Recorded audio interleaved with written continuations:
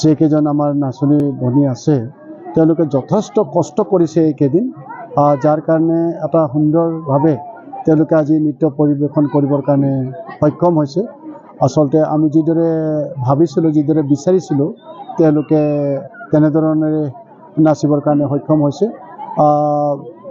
গোটেই কেইদিন তেওঁলোকে দিনে ৰাতিয়ে কষ্ট কৰাৰ কাৰণে আজি এই পৰিৱেশটো আমি দেখা পাইছোঁ। তো মই আশা কৰিছোঁ আচলতে আমি যি ধৰণেৰে আজি আমাৰ আদিবাসী চাহ জনগোষ্ঠী সমাজৰ মাজত আজি সেই তাহানিতে আমাৰ পূৰ্বপুৰুষসকলে বিহাৰ, উৰিষ্যা, মধ্যপ্ৰদেশ, ঝাৰখণ্ড, ৰাঁচী ইত্যাদিৰ পৰা লৈ অহা এই ঝুমুৰ নৃত্যক আজি তেওঁলোকে সযতনে ৰাখিছিল, তেওঁলোকে নিজৰ সমাজত ৰাখিছিল।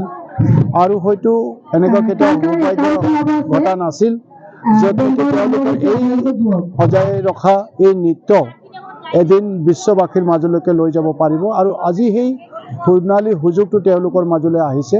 আৰু তাৰ মূল মহান ব্যক্তিজনে হৈছে আমাৰ মুখ্যমন্ত্ৰী ডক্টৰ হেমন্ত বিশ্ব শৰ্মা ডাঙৰীয়া। তেওঁক অনেক ধন্যবাদ দিছোঁ আমাৰ গোটেই আদিবাসী চাহ জনগোষ্ঠী সমাজ ফালৰ পৰা, যাতে তেওঁৰ এই সৎ প্ৰচেষ্টা আৰু সেই সৎ চিন্তাৰ বাবেই আজি এনেধৰণৰ সম্ভৱ হৈছে।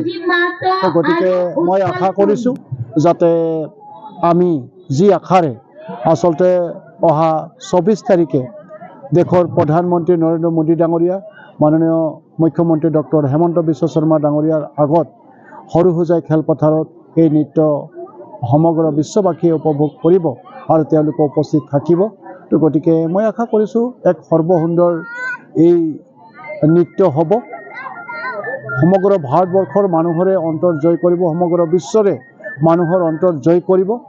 আৰু এই আদিবাসী চাহ জনগোষ্ঠীসকলৰ এই কলা কৃষ্টিয়ে নিশ্চিতভাৱে বৃহৎ অসমীয়া সাংস্কৃতিক ভঁৰালখন অতি চহকী কৰি তুলিব।